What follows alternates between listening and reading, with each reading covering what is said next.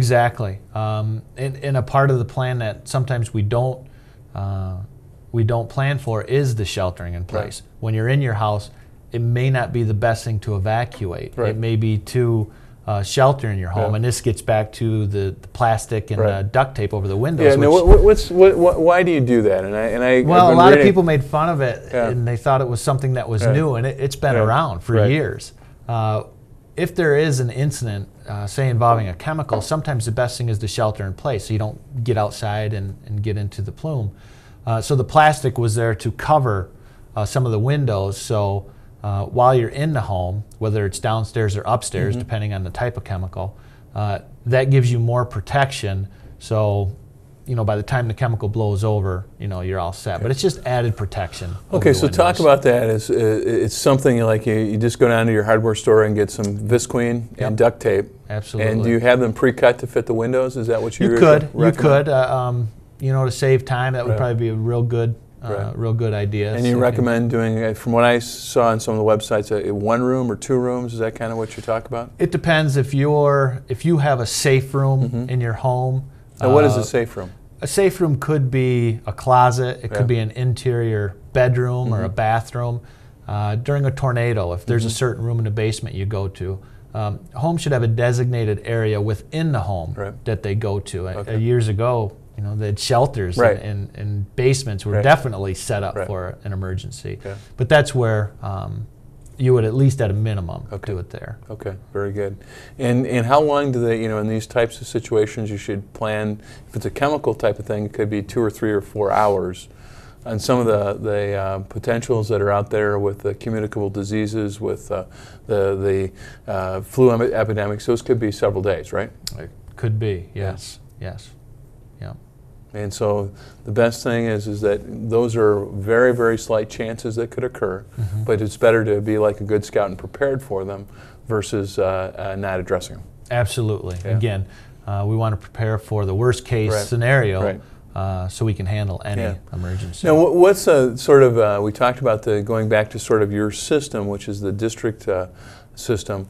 Where do most folks in their local units of government, if I live in a city or a township, where do they go? Who's sort of their people that they touch base? Is it the mayor of their town or their county chairman, or what? How does that? Some cities have a designated emergency manager. Some of the bigger cities. If they don't, then it's at the county level. At the county level, there's a county emergency manager. And that's their local point of contact, and they can call their local police or fire department or their county building, and they can steer them in a direction. And again, that will be on a website that we have. That's really who they need to, their first point of contact. Contact is very good. Okay. Now let's just go through and see if there's anything else I'm working on.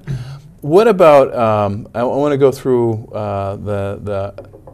the communications a little bit more and talk about, you hear these high-pitched sounds on the radio, and this is the emergency services broadcasting. Right. What is that? That's a way for counties and us at the state level for us to get messages out when we have an emergency or disaster.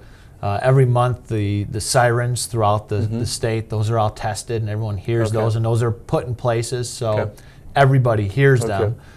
In those places that don't have it, we're working to get those up. And it's a warning system. It's an early warning system, so we can let people know, hey, this is what's happening. You need to take shelter or do other things associated with it.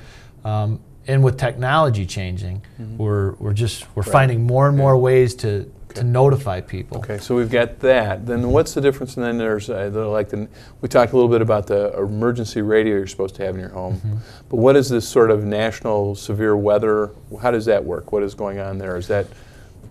It's the same type of system.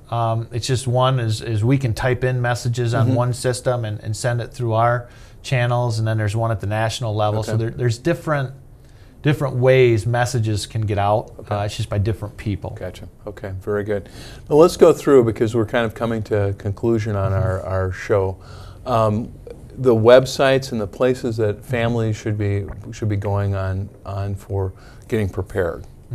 The one website is www.michigan.gov Michigan Prepares. Okay. That one will get them to a lot of different links that they can go to.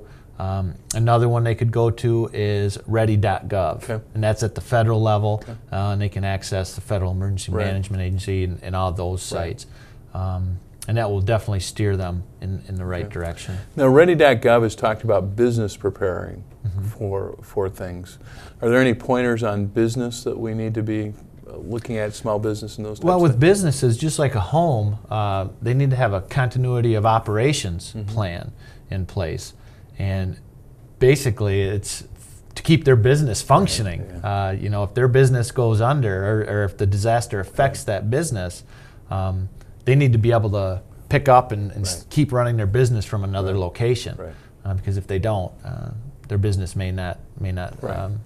You know. And so they're taking a look at, you should someplace have a duplicate set of deposits, back up your computer records every once in a while. And absolutely. Make sure there's some servers, mm-hmm. even in our state, that are backed up in another state. Right. And that's typical throughout right. the nation. And so for small business owners and mid-sized business owners in our state, there's also those websites that are available to help on those types of things. Correct. Can you give those to us one more time? The first one is www.michigan.gov/Michigan Prepares. Okay. And the other one is www.ready.gov. Great. Very good. Well, this concludes another time with our Northern Michigan Update, and I want to thank Chris, Lieutenant. It's been a real privilege having you on our show today, and we appreciate that.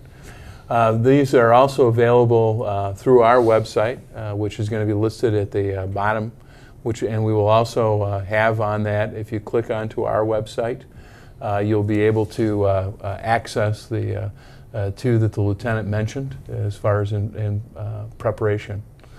We also will be available having this on the podcast over the iTunes, and there will be other places to reach that through our Senate website. To contact our office on the web, it's senjallen@senate.michigan.gov, and on the web at www.senate.michigan.gov/Allen. Thank you very much for having us. Appreciate it. In the event of a disaster, does your family know what to do? I'm State Senator Jason Allen, asking families to have a plan to keep safe in an emergency. Disaster comes in all forms: blizzards, power loss, flood, and even terrorism. Make sure your family knows what to do. Have a family emergency plan and practice it together, including who to call and where to meet. Keep a survival kit that has enough food and water until help can arrive. For more information, go to the website on your screen. There's no reason not to be prepared.